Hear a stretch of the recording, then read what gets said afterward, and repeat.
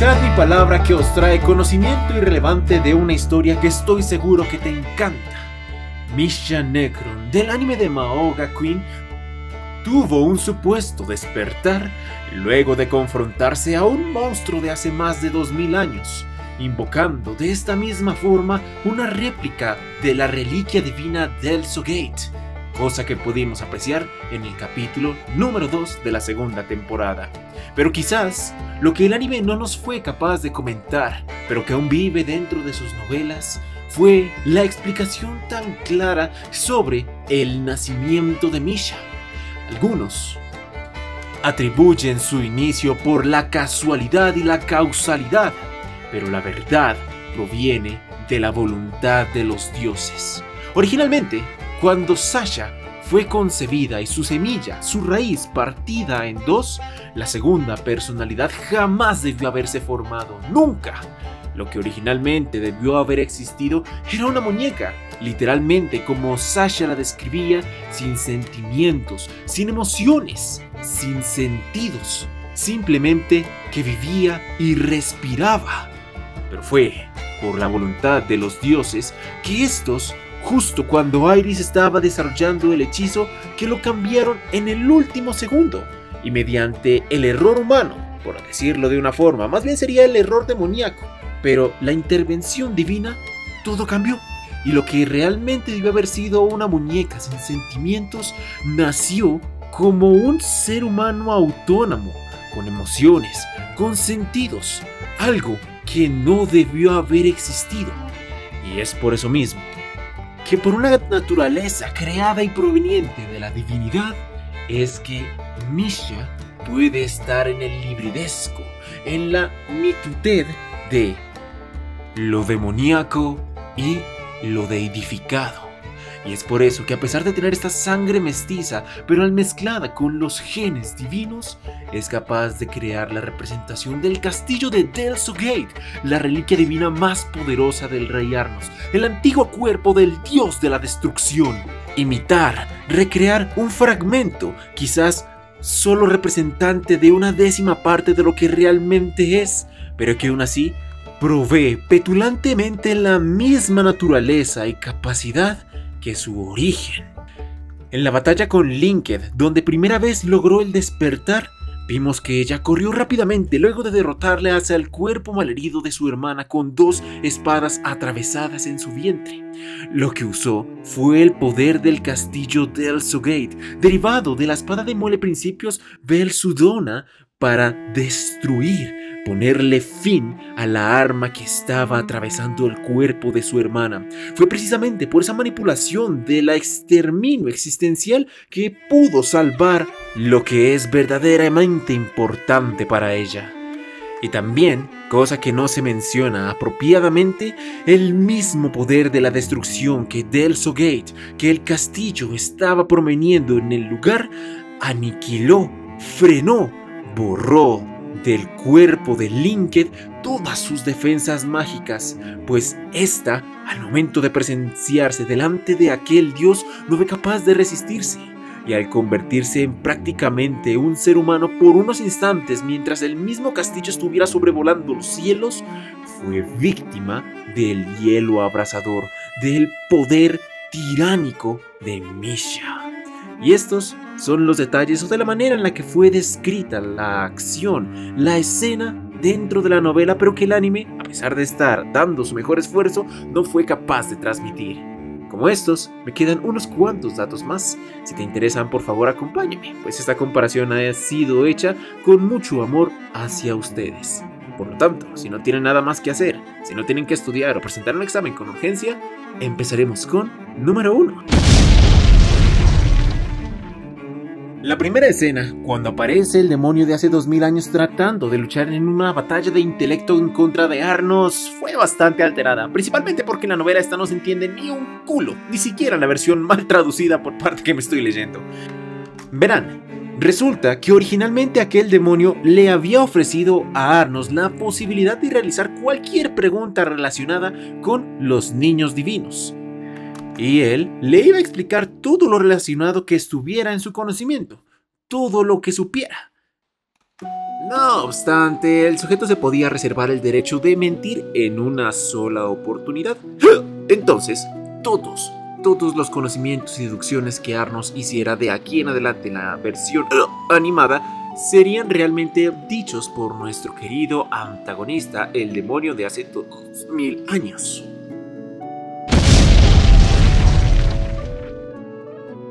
Número 2. Ahora vamos a hablar acerca de los subordinados de Arnos. Vamos con Eleonor. Vimos que ella empezó a combatir contra los zombies que eran anteriormente sus amigos, en contra de un pequeño niño bastante engreído e impertinente. La curiosidad radica principalmente en toda la destrucción que se había realizado dentro del palacio. Pues cuando nuestra Eleonor se encuentra de frente a su oponente, este utiliza un hechizo, el cual hace llover varios obeliscos, monumentos del Rey Escarlata sobre el castillo. Y de repente, los mismos destruyeron el techo, destruyeron la estructura. Aplastaron a los sirvientes, a los trabajadores, a los soldados que estaban disponibles.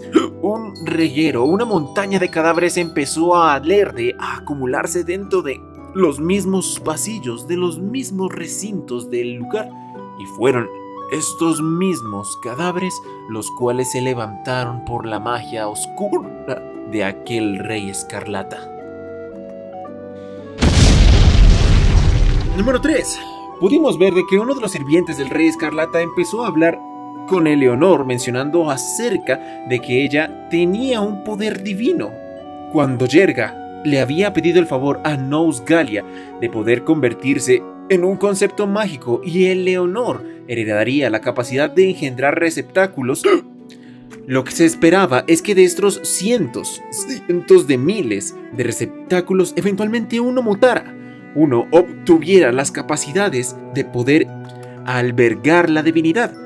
Y es por eso que esta Cecia tuvo, luego de miles de años de engendrar recipientes al azar por parte de la magia del vientre materno de Eleonor, que por primera vez, luego de tanto tiempo, una fue capaz de hablar y comunicarse. Una rareza, pero ese marcaba el principio de la evolución. Eventualmente, Eleonor, mediante su reproducción masiva, nacería la persona destinada a convertirse en el receptáculo de Dios, o por lo menos, esa era una de las posibilidades que Nosgalia le dio a Yerga con el fin de convertirlo en un recipiente o en un concepto mágico. Número 4. Cuando vimos que Lei estaba enfrentándose a el sirviente del Rey de las Maldiciones, este le había hecho un corte en su espalda mientras él mismo se mantenía descuidado.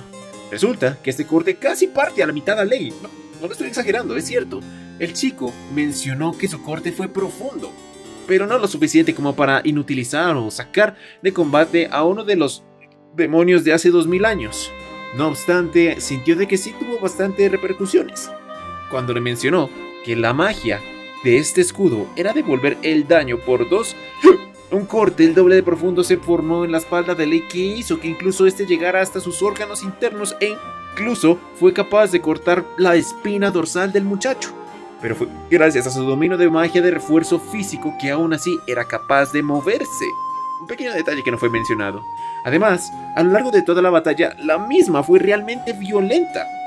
Con solo mencionarte que Lei en este combate perdió su brazo izquierdo, su pierna derecha, y hasta el final, hasta que destruyó su primera raíz, peleó con todo lo que podía con un cuerpo bastante destruido y desmagullado, el cual ni siquiera podía ser curado por la magia de regeneración, pues la maldición se sobreponía sobre todas sus debilidades y todas sus fortalezas. La explicación del muchacho fue que en el momento en el que una maldición destruye con el origen o con el fin, esta también tiene que desaparecer, porque lo maldito, como se dice, desapareció. Número 5. Esto va con respecto al maleficio que podía convertir en ghouls a los humanos. Este era un derivado de la magia de Arnos de zombificación, pero había sido mejorado. Arnos lo que hacía era corromper el cuerpo, dejando el alma completamente impune, inmaculada, no tocaba la raíz. Pero esta era algo que se adentraba mucho más allá. era perverso, malvado, pues se encargaba de putrificar, darle podredumbre hasta la propia raíz, haciendo que la misma al corroerse obtuviera un gran poder, una gran fuerza. Pero a cambio, la resurrección y la muerte sería inevitable si ésta perduraba durante mucho tiempo. Número 6. Podemos ver que Eleanor estaba en serios problemas, pues una magia empezó a absorber tanto el poder de ella como el de Stacia. Pero fue esencialmente gracias a la espada sagrada que la chica estaba poseyendo que el retroceso fue mucho más lento, que fue capaz de resistirlo con el santuario de Asco. En cuanto a la forma en la que ella fue capaz de conjurar eso de los sentimientos de la raíz en su corazón, es bastante curioso. La magia del vientre materno de Eleanor le permite crear réplicas de una raíz, pero ella nunca sintió la confianza de experimentar con esta magia sino hasta que se convirtió en la de Arnos. Entonces, puso en práctica. Sería posible solamente crear un fragmento de la raíz, de lo cual sería específico en las emociones y en los sentimientos, y así ella lo hizo, creando un receptáculo sin voluntad, sin alma, pero lleno de emociones. Empezó a conjurarla dentro de su raíz, la empezó a sobrenaturar, y con esta cantidad de emociones almacenadas fue que le permitió activar el hechizo de Ask, que multiplicó su poder y le permitió romper los obeliscos carmesí disparando un rayo láser de máximo poder. Número 7. Con respecto a Najira, la magia que ocultaba la espada que Sasha no podía ver. Los ojos de la destrucción de Masha son el artefacto número 1 antimágico que puedes encontrar en todo el mundo. De hecho, la capacidad de destruir cosas y personas que se atraviesen en su campo de visual es solo un subproducto de la verdadera naturaleza de este poder, pues lo que realmente hace es, desde un punto de vista casi molecular, desde donde la magia es en su punto más primigenio, la hace vibrar, la destruye y hace que todo tipo de hechizo o conjuro mágico quede deshabilitado ante su mirada. Ahí precisamente también radica su debilidad. Ella solo puede destruir lo que ve, y el arma de Linked tenía un hechizo que la convertía en algo completamente transparente, la ocultaba de la vista, y si no podía verla, no podía destruirla, ni en sus encantamientos ni en su forma física. Un serio problema para poder confrontar. Número 8. Pero la verdad no es que los ojos de Sasha sean completamente inútiles en esta batalla. Mientras ella pudiera ver a su oponente, muchas de sus ventajas mágicas empezaron a ser reducidas considerablemente. Auras, conjuros, magia, ella simplemente podía depender de su espada para poder confrontarla. Pero cualquier otro de conjuro, cualquier otra habilidad sería inútil delante de ella. Más razón tenemos nosotros para impresionarnos en el momento de que Misha la pudiera derrotar completamente sola, porque una vez Sasha cayó desmayada sin poder utilizar más sus ojos, Linked empezó a utilizar su máximo poder sin limitaciones, digno de un demonio de hace 2000 años.